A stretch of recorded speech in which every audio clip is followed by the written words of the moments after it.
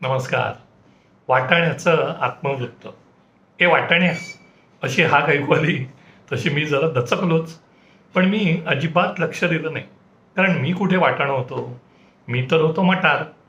पण मला मोठ्या क्रेटमध्ये ठेवून त्याच्या मागे भाजीवाली बसलेली होती. तीच ओरडत होती. पुन्हा एकदा ती ओरडली, ए वाटाण्या.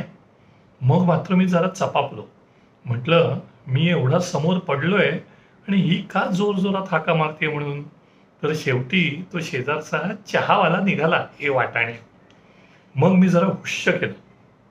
आम्ही मटार, देशस्थ, आम्हाला असं ए वाटाण्या वगैरे संबोधित केलेलं आवडत नाही. आजोबा सांगायचे, पूर्वी आमची लोकसंख्या म्हणजे शेंगा संख्या खूप कमी होती. म्हणजे फक्त हिवाळ्यात आम्ही दिसायचो. आता काय ते जेनेटिक मॉडिफिकेशन काय ते करून उदंड जाहले मटार अशी परिस्थिती झाली आहे.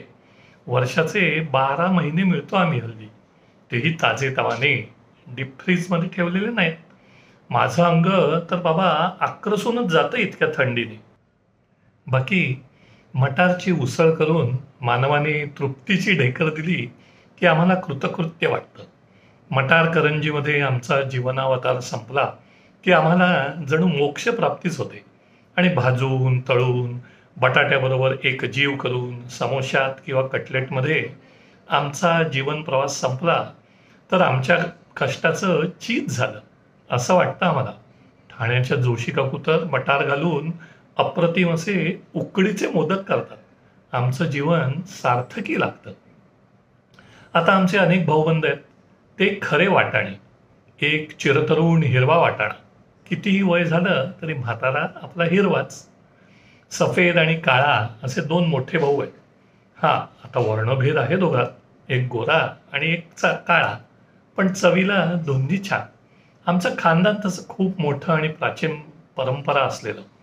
माझे एक पणजोबा थेट अफगाणिस्तानमधून आलेले.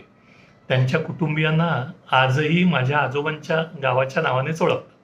म्हणजे तुम्हा माणसात कसं चिपळूणकर, गोवेकर, तसं यांना म्हणतात काबुली चणे. आकारानेही ते पठाणच असतात. शिवाय माझ्या चुलत भावंडात हरभरा, काबुली चण्यामधली विविध मंडळी असे सगळे असतात. अहो, कोणी तर म्हणतात चणा आणि फुटाणा हे पण आमच्यापैकीच आहेत म्हणून. एक चक्क कविताच आहे त्यावर. वाटाणा फुटाणा शेंगदाणा उडत चालले टणा टणा असं म्हणून. मला जरा ती अतिशयोक्ती वाटते, पण माझे मित्र आहेत ते दोघेही. माझ्या अतिसेवनाने माणसाला गॅस होतो आणि तो त्याच्या पुढच्या किंवा मागच्याद्वारे बाहेर पडू लागतो, अशी ही वदंत आहे.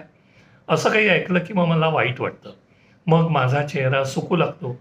खाणार अति तुम्ही आणि नावं मात्र ठेवणार आम्हाला, हा कुठला न्याय. अति कुठेही वाईटच ना. मला असं सुकलेलं बघून भाजीवालीला मात्र माझी दया येते. मग ती माझ्या सर्वांगावर पाण्याचे हपके मारते. त्या प्रसन्न शिडकाव्याने मी पुन्हा टवटवीत तजेलदार होतो. मग भाजीवाली ओरडू लागते, मटार घ्या मटार, ताजे हिरवे मटार. मग हिंदीत मात्र मी वाटाणा होतो. चालतं मला ते. मीही आतुरतेने वाट पाहू लागतो, कोण मला त्यांच्या घरी नेते याची. माझे आजोबा म्हणायचे ते वचन आठवतं, जीव गेला तरी 72, अपकाराला उपकाराने उत्तर. मिजो. असाच एक वाटाणा दिवस 2025. आजचा बोनस म्हणून आहेत मटारच्या 2 शेंगा.